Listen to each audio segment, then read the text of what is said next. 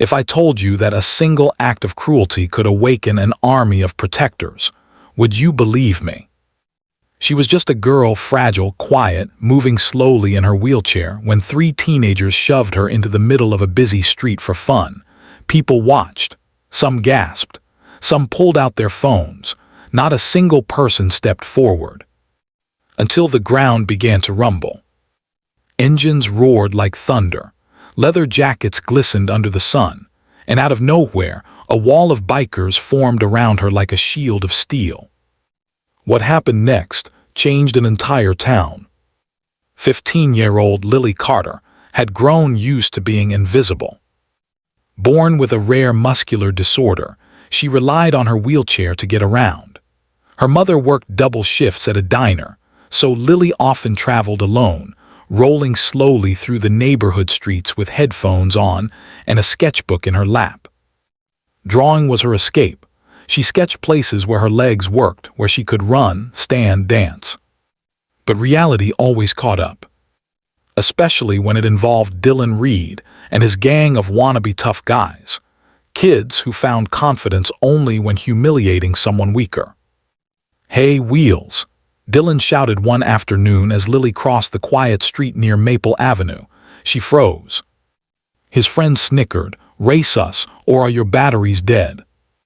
Lily kept moving, eyes down. She'd learned silence was safer.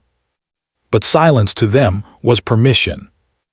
Dylan stepped in front of her, blocking the path. Another boy grabbed the handle of her wheelchair. "Let's see how fast she rolls." Before she could scream, they shoved her. The wheelchair flew forward, hitting the curb. Lily toppled sideways into the road. Cars honked. A driver yelled. Her palms bled as she tried to push herself up. People watched, but nobody came. She looked up, eyes blurry with tears, ready to accept that once again she was alone. Until she heard it. A low thunder in the distance, not from the sky. From engines, many of them.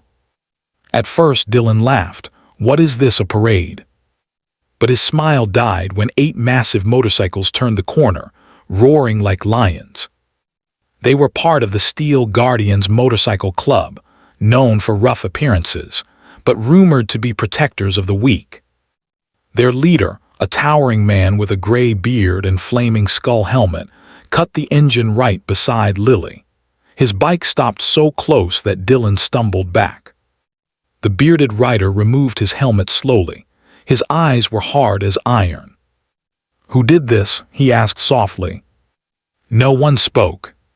Lily trembled, pointing at Dylan, but she didn't have to. Her cracked wheelchair and bloody hands told the story. The man stood up, towering over Dylan. "You think you're tough? Try picking on someone who can stand." 2 more bikers stepped beside him, silent, staring. Dylan gulped. "We were just playing," the biker growled. "Play with me." Dylan backed up. "We're sorry." "Not to me." He pointed at Lily. The boy's hands shook as he approached her. Sorry." But the biker wasn't done. He knelt beside Lily, his expression softening completely. "You okay, little angel?" She nodded weakly. "We ride with you now." Before she could protest, one of the bikers gently lifted her wheelchair upright. Another wrapped his leather jacket over her shoulders.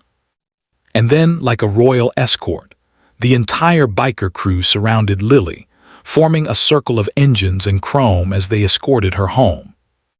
Neighbors came outside, cameras filmed, some even cried. But what truly changed everything came later. That evening, the Steel Guardians visited Lily's school. They spoke to the principal, to the students, to the bullies' parents, and they made one message clear. Strength is not about hurting others, it's about protecting them. From that day on, Lily was never alone. She didn't just gain protectors, she gained a family.